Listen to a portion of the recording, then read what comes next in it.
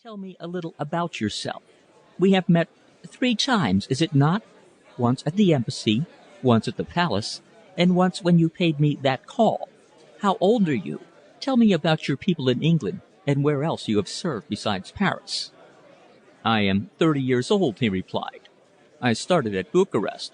From there I went to Rome. Then I was second attaché at Paris, and finally, as you see, here." "And your people? They are English, of course?" "Naturally," he answered. "My mother died when I was quite young, and my father when I was at Eton. I have an estate in Hampshire which seems to get on very well without me." "And you really care about your profession? You have the real feeling for diplomacy?" "I think there is nothing else like it in the world," he assured her. "You may well say that," she agreed enthusiastically. "I think you might almost add that there has been no time in the history of Europe so fraught with possibilities, so fascinating to study, as the present."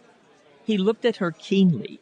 It is the first instinct of a young diplomatist to draw in his horns when a beautiful young woman confesses herself interested in his profession.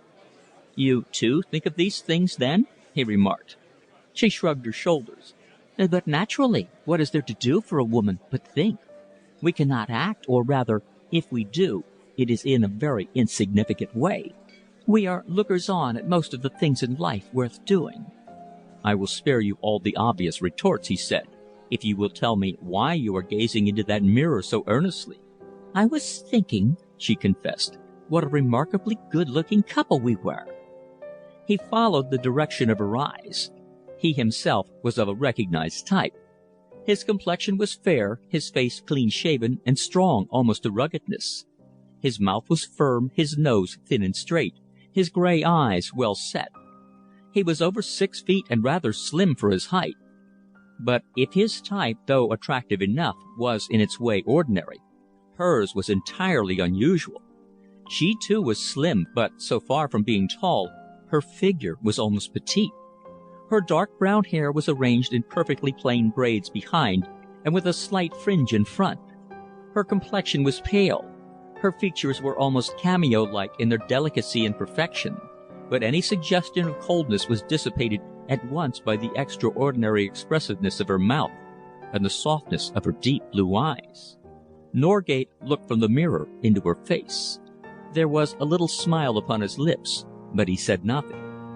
"Some day," she said, "not in the restaurant here, but when we are alone and have time, I should so much like to talk with you on really serious matters." "There is one serious matter," he assured her, "which I should like to discuss with you, now or at any time." She made a little grimace at him. "Let it be now, then," she suggested, leaning across the table. "We will leave my sort of serious things for another time. I am quite certain that I know where your sort is going to lead us. You are going to make love to me. Do you mind?" he asked earnestly. She became suddenly grave. "Not yet," she begged. "Let us talk and live nonsense for a few more weeks. You see, I really have not known you very long, have I? And this is a very dangerous city for flirtations. At court one has to be so careful, and you know I am already considered far too much of a Bohemian here.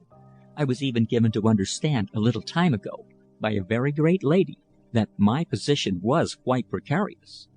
Does anything matter if? It is not of myself alone that I am thinking. Everything matters to one in your profession," she reminded him pointedly. "I believe," he exclaimed, "that you think more of my profession than you do of me." "Quite impossible," she retorted mockingly. "And yet, as I dare say you have already realized, it is not only the things you say to our statesmen here, and the reports you make, which count.